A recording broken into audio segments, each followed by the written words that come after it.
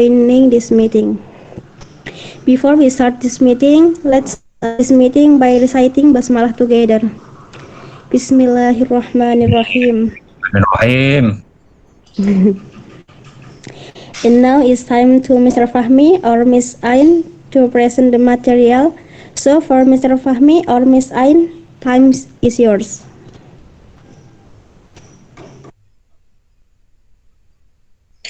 Okay, thank you very much. Assalamualaikum warahmatullahi wabarakatuh. Good Wah, morning, everyone.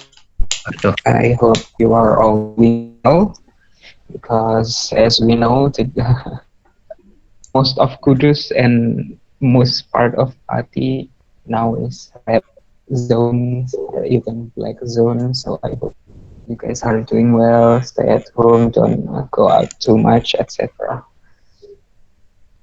And first of all, thank you very much for having us. And also, Alhamdulillah, we gather again this morning, discuss or learn together how to write an essay, okay? So today, we are going to talk about making an outline for essay. Jadi minggu lalu kan kita sudah brainstorming ya. Minggu lalu sudah brainstorming untuk mengumpulkan ide yang akan ditaruh di essay kita gitu. Ditulis idenya atau dibikin mind map dan sebagainya.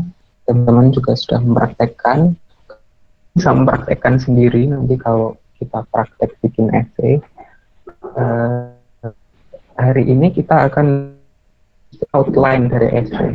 Buat apa sih bikin outline dari essay itu? Kemarin kan kita sudah bikin, ada yang bikin list, ada yang bikin free writing, ada yang bikin mind mapping. Ngapain harus dibikin outline lagi? Tapi sebelum ke situ, kita bahas dulu ini. Sebelum kita menulis outline, pertama kemarin atau kemarinnya lagi ya, kayaknya minggu kemarin ya. Pertama tentunya kita menentukan topik dari essay kita ya kan. Misalnya kita dikasih satu topik yang luas gitu, misalnya apa? Misalnya universitas gitu kan ya.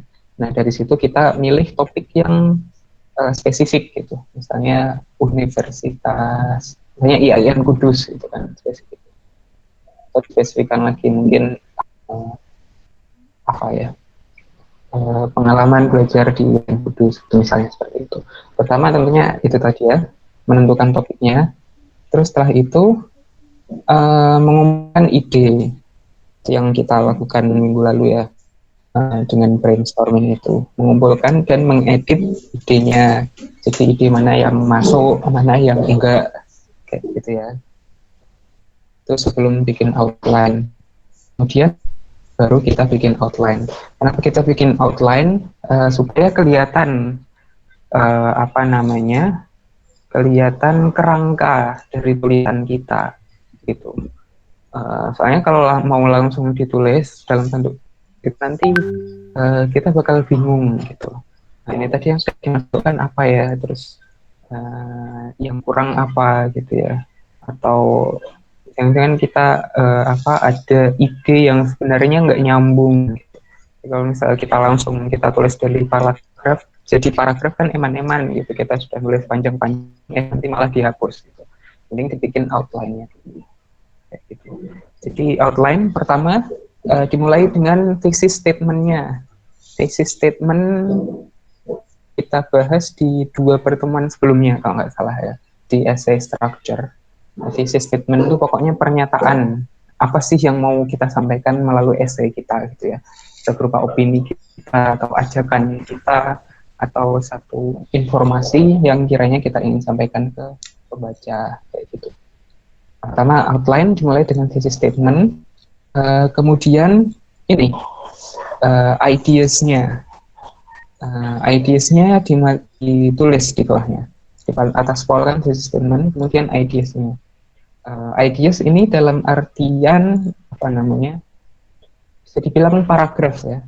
Jadi 1, 2, 3, 4, 5 itu mewakili paragraf 1, paragraf 2, paragraf 3 dan seterusnya. Paragraf 1 tentunya introduction, ya kan? Introduction juga sudah kita pelajari di 2 pertemuan sebelumnya. Kayak gimana? Jadi intinya introduction biasanya kita mulai dengan satu hal yang umum, nah, kemudian kita mengerucut menjadi thesis statement kita, gitu. Atau kita kasih latar belakang gitu. Di kondisi saat ini tuh kayak gini, maka ini jadilah thesis statement. Introduction ada thesis statementnya. Kemudian paragraf 2, 3, 4 ini berapa terserah kalian. Yang penting masing-masing paragraf itu menunjukkan main idea yang mendukung thesis statementmu gitu kan ya. Terus yang terakhir ada konklusi. Nah, itu pokoknya kayak gini. Terus kalau sudah gitu ditambahi lagi informasinya per paragraf. Setiap paragraf itu nanti isinya apa aja gitu ya. Jadi contohnya ada nih berikut. Jadi contohnya gini, ini kurang thesis statementnya belum kita tulis di atas ya. Jadi bayangkan aja di atas ini adalah thesis statementnya. Di atas ini sudah thesis statementnya. Kemudian paragraf 1 introduction, ya kan? Paragraf 2 first main idea. Main idenya apa? Nah, terus kita kasih detailnya, supporting point dari main idea itu. Ini kan kita punya satu ide utama, pastikan ada poin-poin yang mendukung itu. Nah, itu semuanya ditulis, masing-masing poin, tapi juga ada detail. Ini maksudnya kayak gimana, ada contohnya setelah ini. Jadi nanti kayak gini, paragraf 1, 2, 3, 4, conclusion, gitu ya. Nah, contohnya kayak gini maksudnya. Pertama kan sistemnya di sini adalah don't support nuclear energy, gitu. Pokoknya si penulis ngajak untuk tidak mendukung energi nuklir, gitu kan. Pertama introduction, langsung tulis saja nuclear power is not a good energy for the world. Introduction-nya dia kayak gitu, paragraf pertama. Pokoknya nuclear power itu bukan energi sumber yang baik. Terus itu kan ini pokoknya ya kan. Maka main idea yang pertama itu mendukung apa yang dia sampaikan gitu. Alasannya apa kok nuclear power itu bukan sumber yang baik? Yang pertama dia sangat mahal. Dia sangat mahal. Mahalnya di mana? Nah, itu dijelaskan secara detail di kalimat-kalimat penjelas. Itu yang pertama, nuklir supaya ekspensif, bahan bakarnya mahal, ya kan. Yang kedua, pembangkit listrik tenaga nuklir itu juga harus didirikan atau membangunnya dan juga mengoperasikannya. Terus jadi lagi pembagian expense-nya, pembagian mahalnya ini dari mananya sih? Mahalnya dari pembangunannya, terus dari melatih pekerjanya, terus mahalnya dari fitur-fitur keamanannya, kayak gitu. Nah, itu main idea pertama. Terus yang kedua, mendukung kenapa nuclear energy itu not a good source adalah nuclear and not safe, atau bahannya itu nggak aman. Nggak amannya gimana? Pertama, bahan bakarnya itu bahaya. Bahayanya menambangnya, miningnya itu ditambang, dia memproduksi gas radioaktif, terus bekerja dengan radioaktif, dan radioaktif itu ya itu. Terus poin keduanya, bahan itu sisanya itu berbahaya juga. Nah, detailnya juga dijelaskan. Terus supporting point, statement yang ketiga, bahwa PKN tinggi gitu. Dijelaskan sebabnya yang sudah terjadi di mana aja.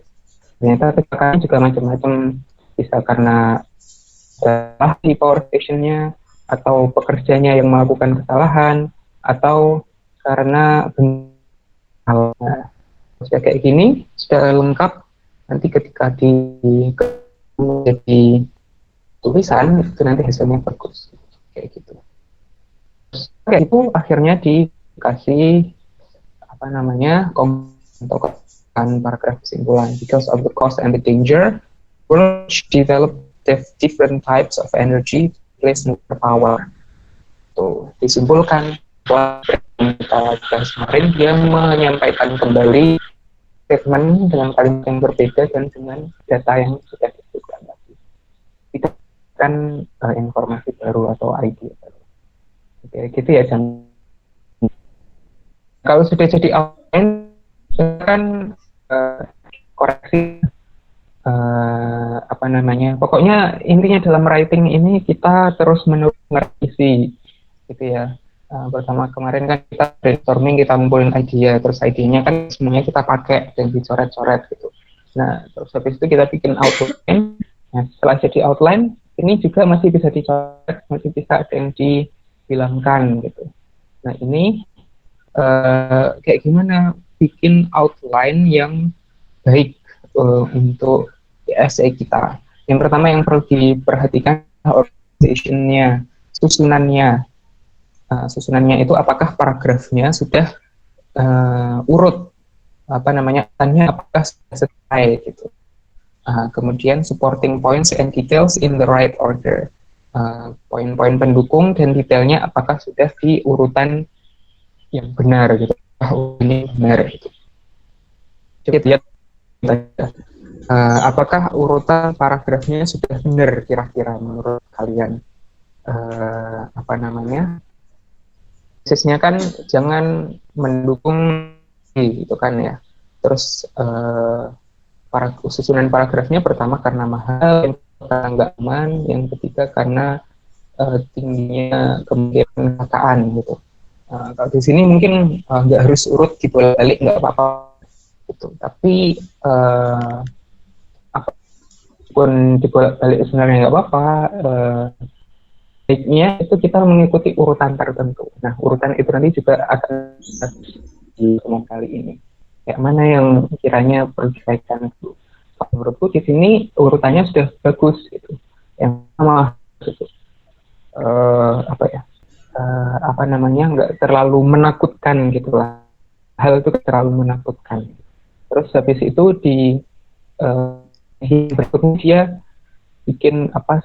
Satu alasan yang lebih menakutkan lagi, yaitu bahwa banyak itu berbahaya gitu, nggak aman gitu kan.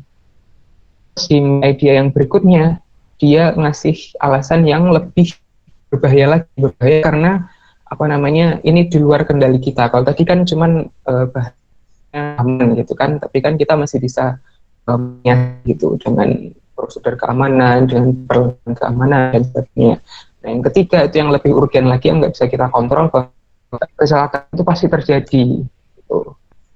Bisa kegagalan di peralatannya, bisa karena yang salah. Itu kan gimana kita mau memastikan, namanya manusia bisa salah ya. Terus bisa juga karena bencana alam. Bencana malah gimana kita bisa mencegah bencana alam gitu kan. Nah, jadi di sini dia ngurutkannya berdasarkan tingkat urgensinya gitu. Jadi yang paling rendah ke yang paling tinggi. Jadi ini urutnya itu lebih apa ya? Lebih mengena gitulah. Lebih bagus. Nah, maka organization atau penyusunan itu perlu diperhatikan. Apakah paragrafnya sudah berurutan, terus apakah poin-poin dan detailnya itu sudah bagus. Kayak gitu. Yang kedua, support. Pada dasarnya dalam essay itu yang bikin panjang itu kan karena ada support-supportnya itu ya. Dari sesi statement didukung oleh main idenya, didukung oleh poin-poin pendukung, dan didukung lagi oleh detail-detailnya. Itu kan. Nah, apakah semuanya itu sudah saling berhubungan? Itu perlu diperhatikan. Jadi setiap main idea itu harus berhubungan dengan thesis statement. Ya. Kita di sini dan for nuclear energy, main idenya karena very expensive, nyambung kan ya? Kita nggak disuruh nggak mendukung nuclear energy karena nyambung. Yang kedua juga kayak gitu. karena nggak aman, nyambung ya. Terus dari accident, kecelakaan juga itu. Kemudian each supporting point related to paragraph's main idea, tiap poin pendukung itu harus dengan main idenya, itu juga udah ya. Contohnya di paragraf pendukung paragraf nomor 2, supporting point-nya adalah real view is expensive, ya kan? Benar kan? Nuclear energy mahal karena bahan bakarnya mahal. Jadi sudah nyambung ya. Berikutnya juga benar, nuclear energy karena power station-nya mahal untuk semuanya di semua paragraf nanti harus diperhatikan, harus berhubungan kayak gitu. Kemudian each detail related to the paragraph supporting points. Yang ketiga adalah intinya ini adalah apakah cukup gitu. Apakah yang kita sampaikan sudah cukup? Maksudnya gimana? Maksudnya main idenya apakah itu sudah cukup menjelaskan si thesis statement? Cukup itu harus pas gitu, nggak terlalu sedikit dan nggak terlalu banyak ya, nggak terlalu sedikit, nggak terlalu banyak. Kemudian supporting point-nya juga apakah sudah nggak terlalu sedikit, terlalu sudah pas untuk mendukung masing-masing main idea. Dan kemudian detailsnya juga apakah sudah cukup pas untuk mendukung masing-masing supporting point kayak gitu. Di sini dari satu thesis statement dan support nuclear energy sudah ada 3 main idea, mana masing-masing pendukungnya sudah sangat meyakinkan gitu, bahwa ini gitu, masing-masing ya sudah cukup ya. Terus very expensive misalnya, mahalnya di mananya gitu, apa bahan bakarnya, terus power stationnya kayak gitu, semuanya sudah cukup di sini ya gitu. Jangan terlalu sedikit tapi jangan terlalu banyak. Penting-penting aja yang dimasukkan, tapi juga jangan terlalu sedikit gitu. Harus pas. Oke, gitu. Itu soal outline. Jadi nanti teman-teman setelah ini selesai, mungkin bisa kita mulai, teman-teman mulai bikin outline dari brainstorming idea yang di minggu lalu, gitu ya. Jadi insya Allah pertemuan ini nanti kalian sudah bikin outline dan sekalian bikin draft tulisan essay kalian masing-masing, gitu ya. Siap ya? Mas Jimmy, ada pertanyaan? Kalau ada pertanyaan, bisa chat atau langsung menyalakan mikrofon atau grup. Ya, pokoknya tulisan yang bagus itu harus ada unity dan coherence-nya. Unity itu apa? Unity itu kesatuan. Jadi essay kita itu adalah satu kesatuan. Satu kesatuan itu kayak gimana? Jadi seluruh pembahasan kita itu sama satu topik yang kita bahas. Kayak gitu ya. Jadi misalnya tadi kan topiknya jangan mensupport nuclear energy itu kan. Maka keseluruhan ide dari essay itu tentu harus mendukung hal itu tadi. Kenapa kita jangan support nuclear energy gitu. Jadi kuncinya ada 2 supaya unity dari tulisan kita itu bagus. 2. Pertama, ideas in essay should relate to thesis statement. Semua idea harus berhubungan dengan thesis statement gitu.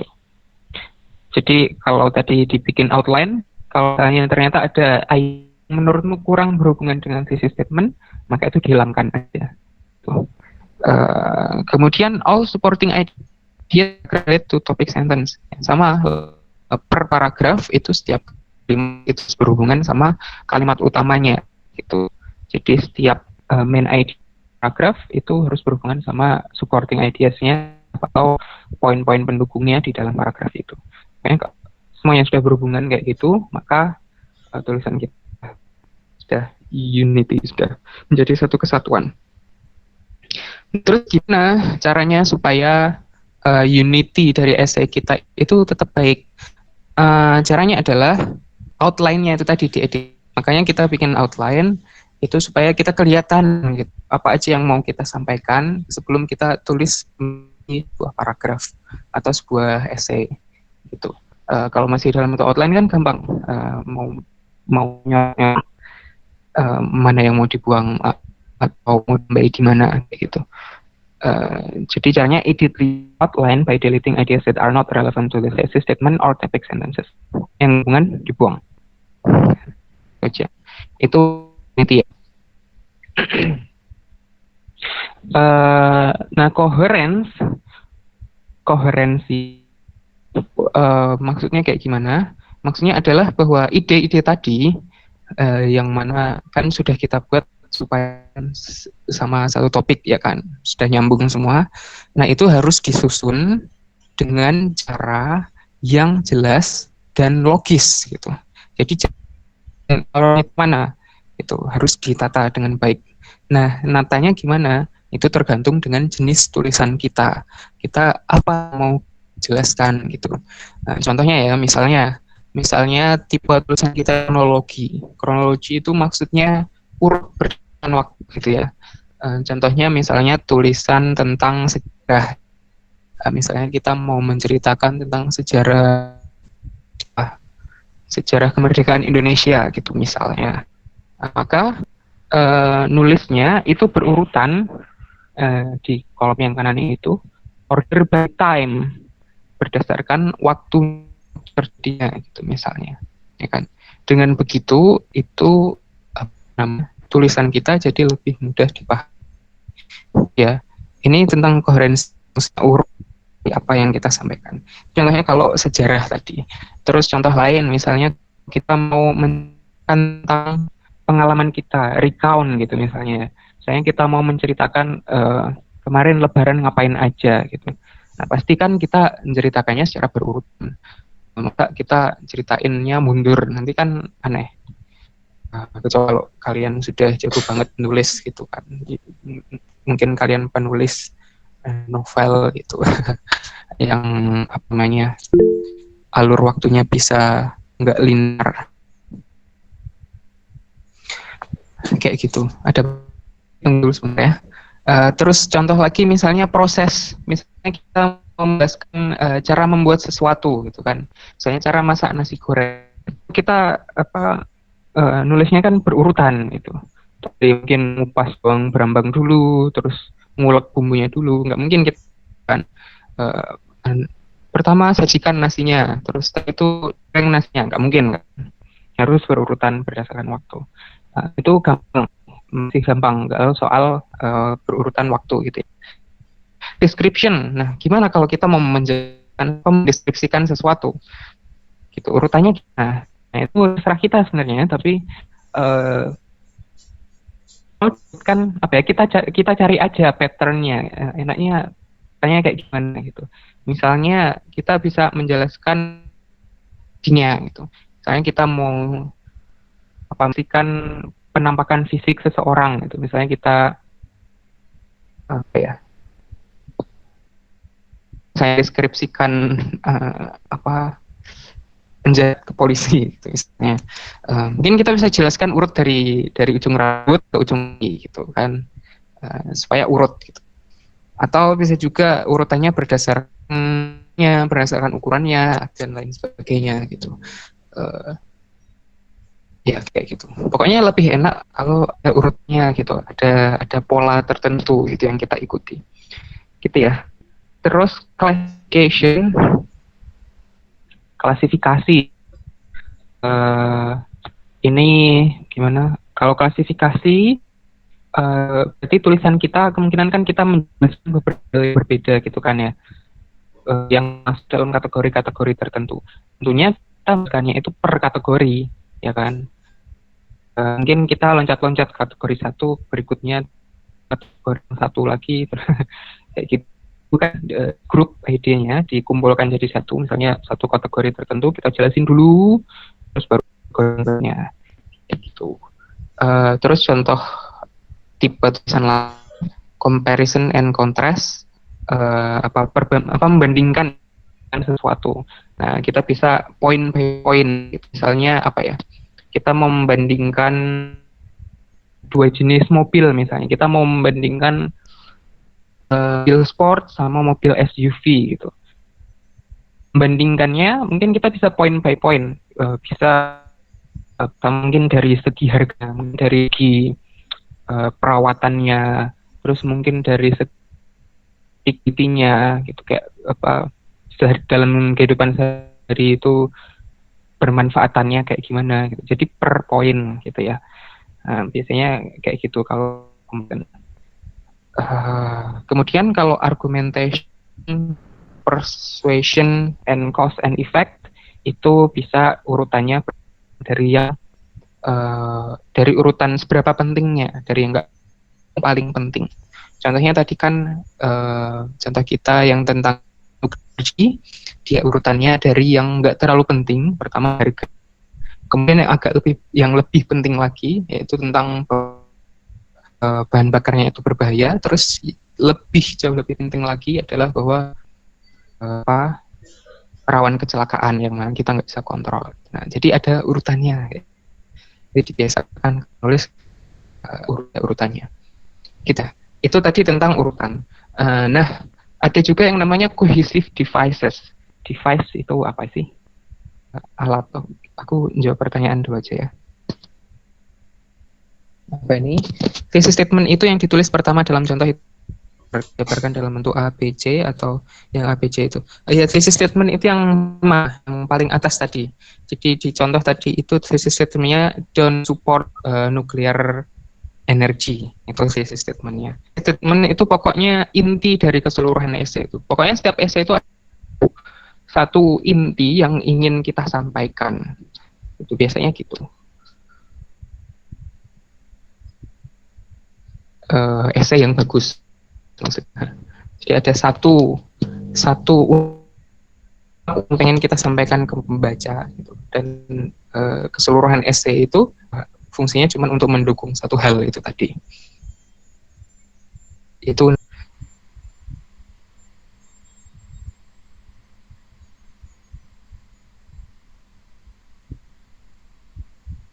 gitu ya. Cohesive device seperti judul gitu. Iya, judul atau cuman apa namanya? Bedanya gini. Thesis statement itu judul itu nggak harus apa ya? Mungkin essay itu nggak harus menjelaskan judul ya kan. Kita ngasih sebenarnya bebas, terserah kita narik dan pokoknya bikin pembaca penasaran. Yang sebenarnya kita nilai itu bukan sesuatu yang kita tulis di judul, tapi sesuatu yang kita tulis di thesis statement. Nah, thesis statement itu tempatnya di introduction. Jadi mana? Mungkin nanti kita bisa cari contoh essay.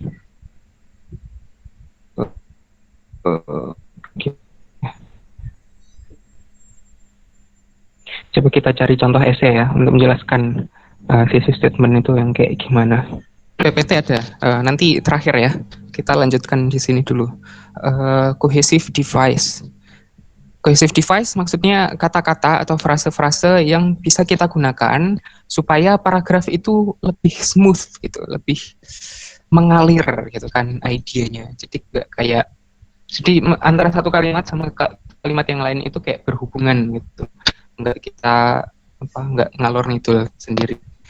Itu namanya cohesive device. Cohesive device itu ada yang akan kita bahas di sini, itu ada transition, ada pronoun reference,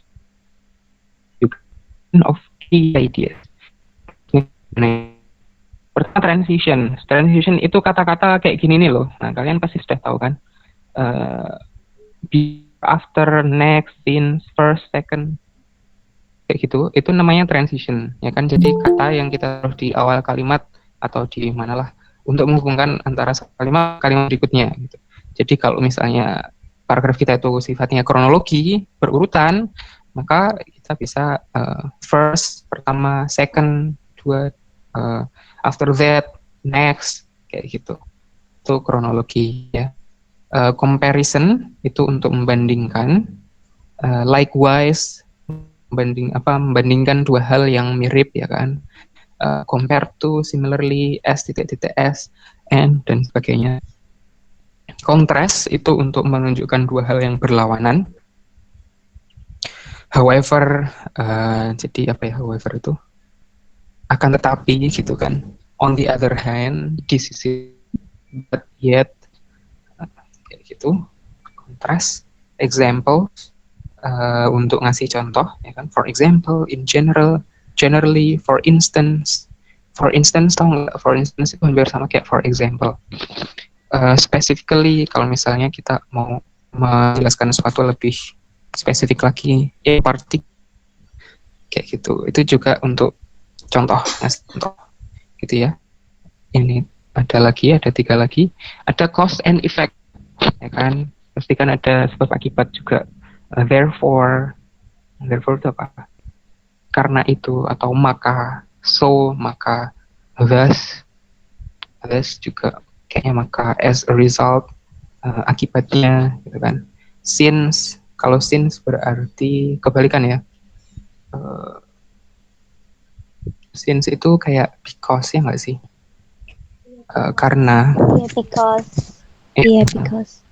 Because. Kemudian ideas untuk menjelaskan kesimpulan, ya kan. Misalnya kita sudah tulis panjang gitu, terus kita akhiri in conclusion. Nah, intinya atau kesimpulannya apa, finally apa, gitu ya kan. Kemudian additional information untuk menambahkan informasi tambahan. In addition, gitu, untuk menambahkan satu hal yang baru. Ini PPT-nya kan tak share ya di grup. PPT ini sebagai catatan buat teman-teman gitu. Kalau misalnya lagi nulis, ini pakai transisi apa ya, bisa dilihat dari sini. Untuk artinya masing-masing kalau nggak hafal, ya kita punya Google Translate sekarang, bisa dicari sendiri ya.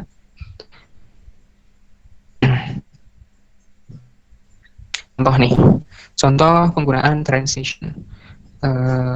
Instead of focusing on a patient's health problem, Chinese medicine tries to make the patient's whole body whole again. Pakai instead ya.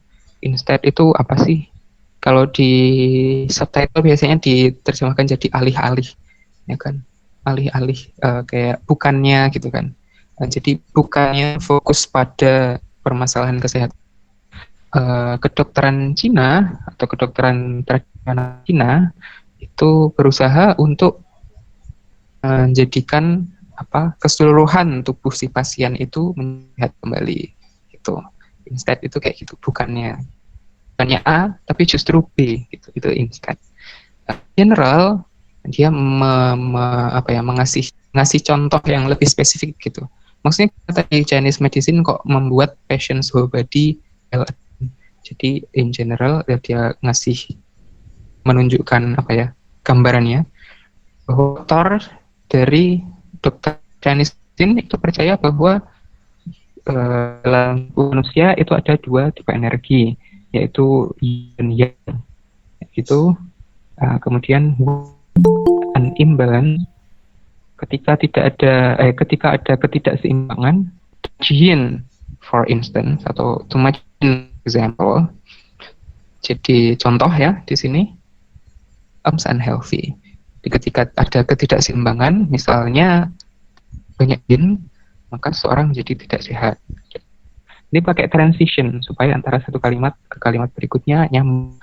Doctor of Chinese medicine doesn't try to stop a person's cough by giving medicine.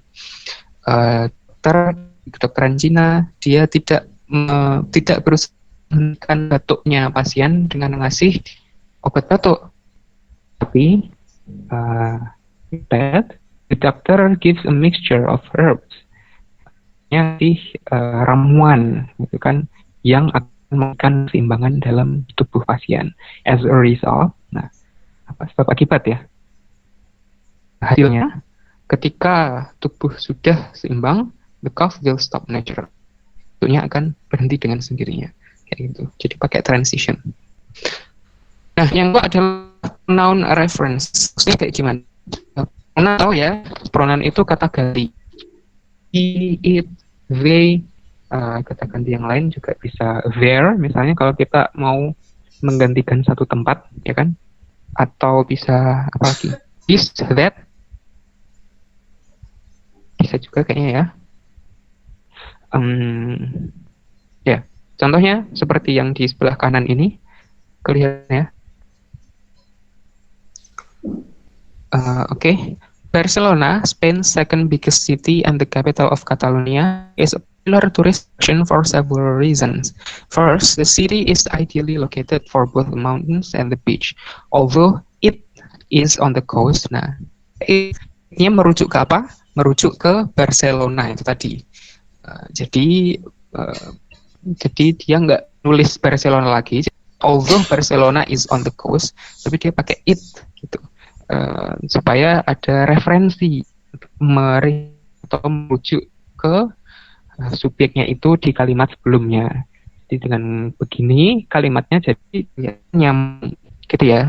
Although it is on the coast, it is on a couple of hours away from the Pyrenees. In addition, Barcelona is both modern. There are many stylish hotels. It lucky has a clean and efficient underground system, and visitors can find a variety of shops and restaurants, especially in the example area. Tahu cara bacanya gimana?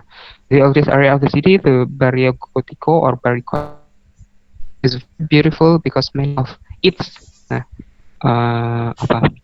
possessive pronoun. Sampai mana tadi? Ya, pokoknya pronoun references ini ya.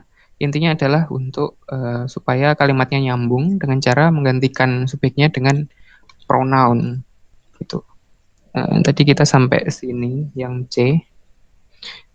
Its oldest buildings were protected as areas of the city were rebuilt or developed. Its itu apa? Possessive ya, kayak pronoun tapi untuk kepemilikan gitu ya. Nah, dia it-nya merujuk ke Barcelona tadi tentunya. The most interesting thing about Barcelona may be its Catalan heritage. Nah, lagi kayak tadi, it's lagi. Kemudian apa gini?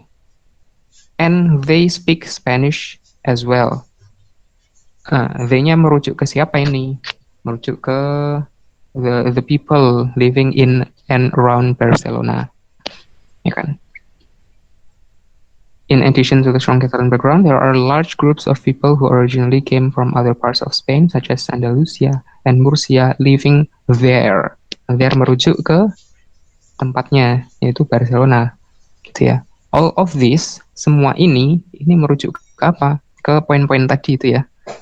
Poin-poin yang sudah disebutkan tadi bahwa Barcelona itu modern dan historik, bahwa Barcelona dan itu clean dan efisien, bahwa Barcelona itu penduduknya macam-macam dan sebagainya, itu digantikan oleh this. All of this makes Barcelona a great place to visit. Nah, jadilah kesimpulan bahwa semua ini menjadikan Barcelona menjadi tempat yang bagus banget untuk dikunjungi. Gitu ya. Itu pronoun references. Cara yang ketiga atau device yang ketiga untuk menjadikan tulisan kita koheren itu dengan repetition atau pengulangan beberapa idea atau noun kunci. Kayak maksudnya apa ya? Ya pokoknya yang menjadi kunci dari tulisan kita gitu. Misalnya kita ngomongin tentang medicine ya. Medicine, bentar gedein.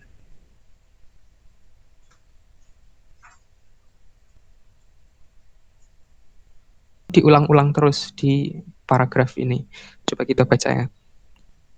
Modern medicine focuses on illness. If a patient with a cough visit a modern doctor, then the doctor will give the patient a medicine to stop the cough. Nah, medisinya diulangi. Terus juga ada kata lain yaitu cough. Di sini yang dijadikan contoh adalah batuk kan. Nah, jika ada pasien yang batuk, gitu. Nah, maka kata batuk ini diulangi lagi. If the patient also has a fever, the doctor may give a different medicine. Medicine diulangi lagi to stop the fever. For every person with a cough, the doctor will probably recommend the same cough medicine. The philosophy of modern medicine is to stop problems like coughing and fever as quickly as possible. Pengulangan, intinya adalah pengulangan dari satu kata kunci tertentu. Itu cara ketiga, device ketiga untuk menambah koherensi dari tulisan kita. Gitu ya. Jadi kesimpulannya, intinya yang kita sampaikan di 2 pertemuan terakhir ini, itu step-step dari nulis essay itu seperti ini. Pertama, kita brainstorming, ya kan? Kayak kemarin, kita tentukan topik kita apa. Contohnya di sini, a not good energy source, maksudnya nuclear energy tadi ya, not good energy source. Kita bikin supporting idenya apa aja, kenapa nggak bagus, karena nggak aman, karena mahal, karena ada kecelakaan, karena ada bencana alam gitu. Dan kita cabang-cabangkan gitu. Pertama brainstorming, step pertama, ya kan. Kemudian habis itu kita bikin outline-nya. Dari ide tadi kita susun, kira-kira susunannya yang urut itu kayak gimana gitu. Jadi kan idenya sudah ada, cuman kan urutannya kayak gimana, itu kan kita harus tahu, ya kan. Nah itu gunanya bikin outline. Pertama ada tesisnya, kemudian ada introduction-nya, kemudian ada masing-masing main idea dari paragrafnya, yang mana semuanya mendukung si thesis statement tadi. Nah urutannya kayak gimana? Misalnya kita urutkan berdasarkan seberapa pentingnya, gitu kan. Nih, jadi dari yang nggak penting jadi yang paling penting banget gitu. Kayak gitu. Terus sambil diperhatikan ada nggak yang nggak nyambung di sini. Kalau misalnya ada yang nggak nyambung, dihilangkan gitu. Jadi bikin outline. Nah kalau sudah bikin outline, maka kita sudah bisa mulai menulis, ya kan? Mulai menulis paragraf-paragrafnya berupa draft pertama. Gitu ya. Di beberapa pertemuan yang lalu kita juga sudah membahas tentang kalimat, tentang paragraf. Jadi teman-teman bisa lihat lagi, review lagi yang kemarin, gimana bikin kalimat yang baik, gimana bikin paragraf yang baik, dan macam-macamnya paragraf itu apa. Nah, ketika teman-teman sudah nulis, bisa dimanfaatkan kemarin semua pengetahuan-pengetahuan itu. Gitu ya. Nah, ini contoh first draft dari penulis yang sama tadi, melanjutkan yang tadi ya. Judulnya adalah Don't Support Nuclear Energy. Kita sambil jawab pertanyaannya yang tadi ya. Nah, ini kebetulan thesis statement-nya jadi judul di sini. Don't Support Nuclear Energy.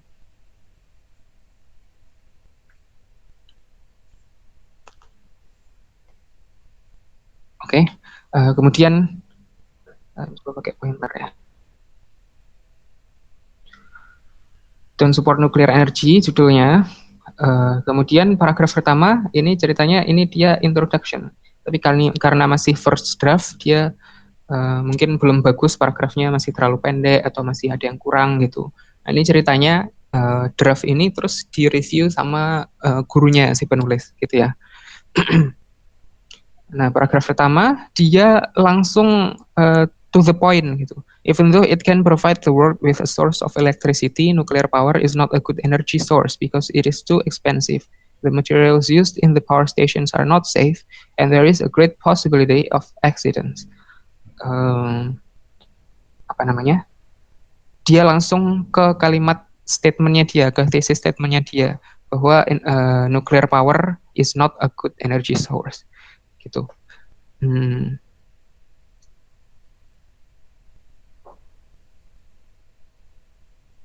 Gitu ya. Cuman yang dibilang gurunya di sini, dia disuruh nambahi introduction sebelum ngasih thesis statement ini. Kayak gitu. Tapi ada komen lagi bahwa thesis statement-nya itu jelas banget, jadi ini bagus. Jadi langsung to the point bahwa nuclear power itu nggak bagus karena apa-apa dan apa. Jadi kita kalau bikin thesis statement juga diusahakan yang kayak gini gitu. Gitu ya. Kemudian dilanjutkan dengan poin yang pertama ya kan. main idea yang pertama. First of all, nuclear fuel is expensive. It must be taken out of the ground and transported great distances. As fuels are used up, they will become even more expensive, just as oil and gas has become more expensive. In addition, nuclear power stations are expensive to build to operate. It is expensive to train workers. Nah, di sini kan dia nyebutin expensive apa aja yang ekspensif gitu kan. Berarti kan satu paragraf ini tuh belum jadi satu kesatuan gitu, belum ada satu topik yang menghubungkan setiap kalimat ini gitu. Ya enggak? Iya, dia setiap kalimat menyebutkan apa yang mahal gitu kan. Tapi kan harus ada satu kalimat yang menyatukan semua ini.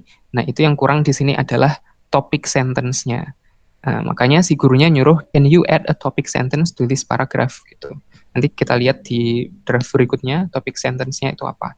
Tapi kalau bisa kita tebak dari sini dan sesuai dengan apa outline yang tadi bahwa topic sentence-nya adalah bahwa nuclear energy itu expensive gitu ya.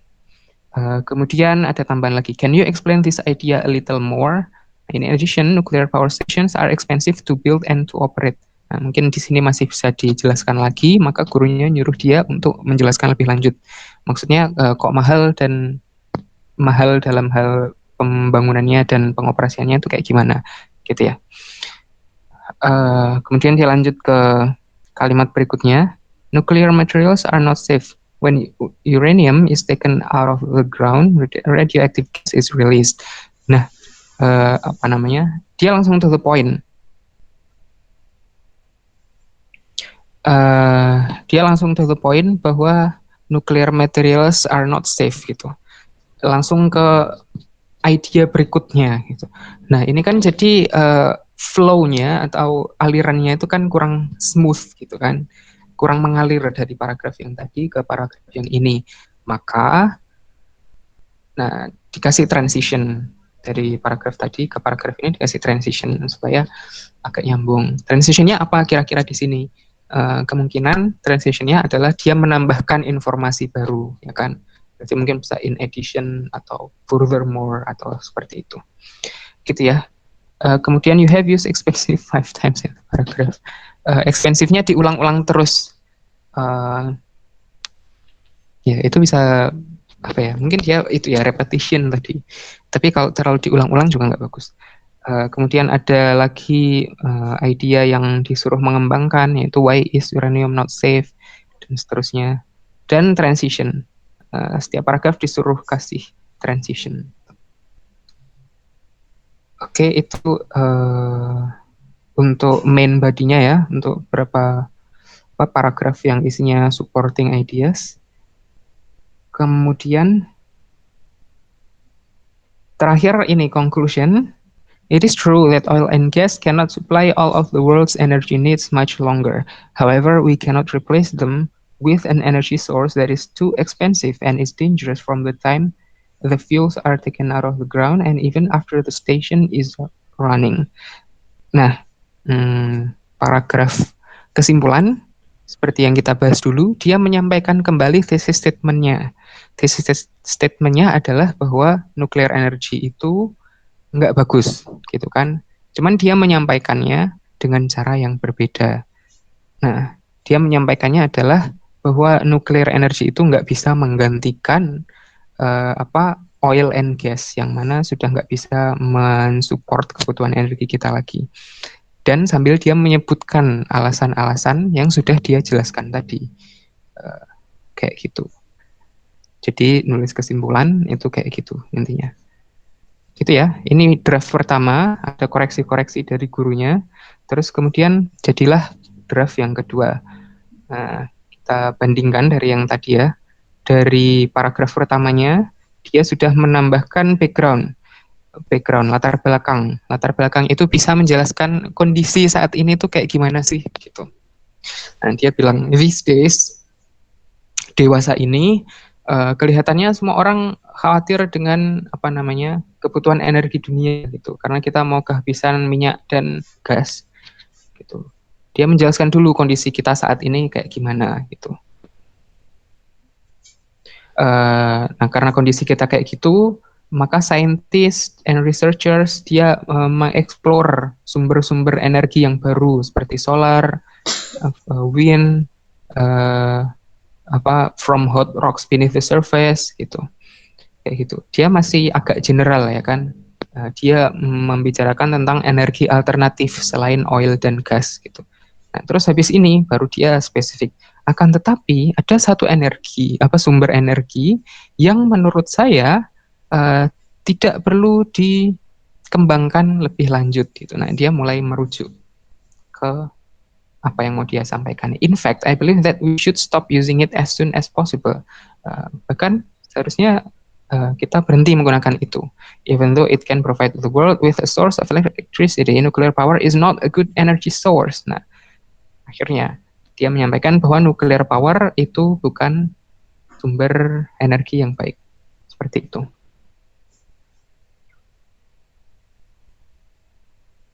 Gitu ya. Nah, tadi juga tambahan-tambahan dari gurunya juga sudah dikasih. Misalnya transition sudah ada in addition ya. Di sini paragraf ke 1, 2, 3 sudah dikasih transition. Paragraf berikutnya juga dikasih transition. Kemudian apa lagi tadi yang kurang? Oh ya, paragraf kedua belum ada apa namanya tadi? Main idenya ya tadi. Main idenya berarti ini ya. Kalimat ini, nuclear power is not an economical energy source. Nah, yang menyatukan kalimat-kalimat di paragraf ini bahwa nuclear power itu nggak ekonomis, gitu kan. Disatukan sama satu kalimat itu. Gitu. Oke, gitu ya. Kalau kalian ingat pembahasan kita tentang conclusion beberapa waktu yang lalu, salah satu yang bisa ditambahkan adalah ajakan, ya kan? Nah, ajakannya di essay ini itu berupa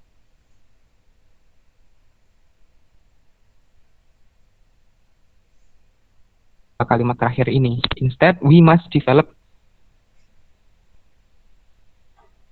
cheaper and most important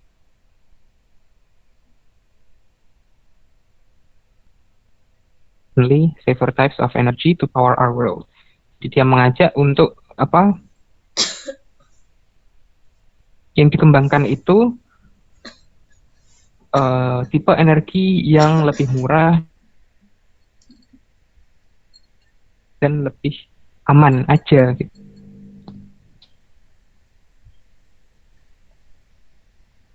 Kenapa nggak keluar chatnya?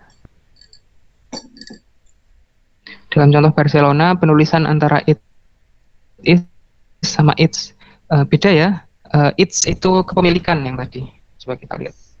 Kalau it is disingkat harus ada itunya, harus ada apostrofnya. It apostrof s baru it is. Kalau its itu kepemilikan. Coba kita lihat mana tadi. Ini ya Barcelona. It's yang C ini ya. Its oldest buildings. Nah, bangunan tertuanya. Jadi untuk kepemilikan ini ya, posesif. It's yang nggak ada koma atasnya, itu kepemilikan. Ini juga gitu. It's Catalan heritage. Warisan Katalannya. Gitu ya. Ada pertanyaan lagi, teman-teman? Berarti yang it yang ada komanya itu sama dengan yang it is ya, Mister? Yep, that's right. Oke, thank you. Oke, gitu ya. I think that's all untuk materi yang saya sampaikan hari ini. Tugas teman-teman sekarang adalah coba kalian bikin sendiri outline dari ide yang sudah teman-teman kumpulkan kemarin. Gitu ya. Bisa ya.